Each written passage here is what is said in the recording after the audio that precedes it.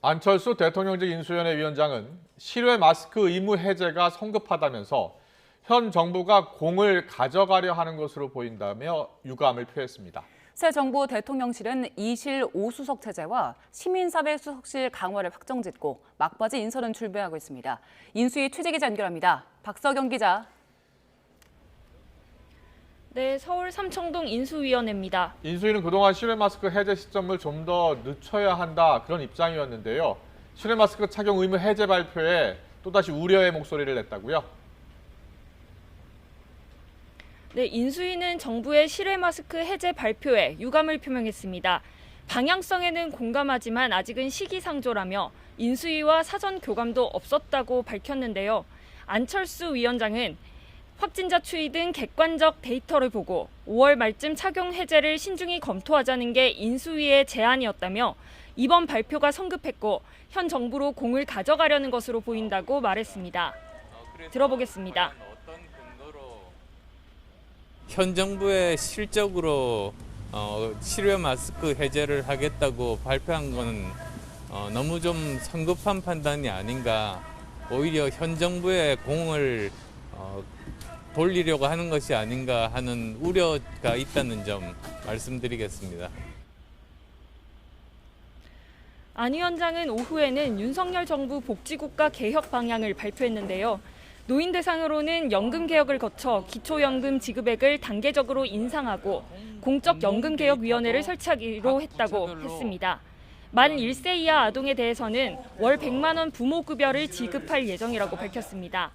또 장애인이 주어진 액수 안에서 직접 원하는 복지 서비스를 선택할 수 있는 개인 예산제도 도입하겠다고 덧붙였습니다. 네, 대통령실 인선이 예초 예상보다 조금씩 늦어지고 있는 모습인데 지금은 어느 정도 진행됐습니까? 네, 장제원 비서실장은 대통령실 체제가 2실 5수석 체제로 확정되는 단계라고 말했습니다. 특히 검수완박 법안과 관련해서 입법 전횡이 일어나는 가운데 이를 설득하는 시민사회 수석실을 강화하겠다고 밝혔는데요. 민원을 듣는 국민제안 비서관과 디지털 소통 비서관을 신설하겠다고 덧붙였습니다. 들어보겠습니다. 소위 말하는 민원을 또 정치하는 그런 국민제안 비서관이라든지 또는 그 디지털 소통하는 비서관까지 포함해서 다른 분야는 상당히 슬림화되지만은 시민사회 수석실은 조금 대폭 강화할 생각이고. 인선은 내일 당선인에게 보고한 뒤 다음 주 할 수 있는 만큼 할 예정이며 차관급 인사, 대통령실 인선, 행정요원까지 착실히 진행되고 있다고 설명했습니다. 검수완박 국민투표안은 아직 당선인에게 보고하지 않았지만 빨리 국회에서 입법 보완이 필요하다고 다시 한번 강조했습니다. 이런 가운데 윤석열 대통령 당선인은 1박 2일 충청 일정 이틀째인 오늘 대전과 청주, 음성 등 충북 지역을 돌며 지역 균형 발전을 강조하고 있습니다.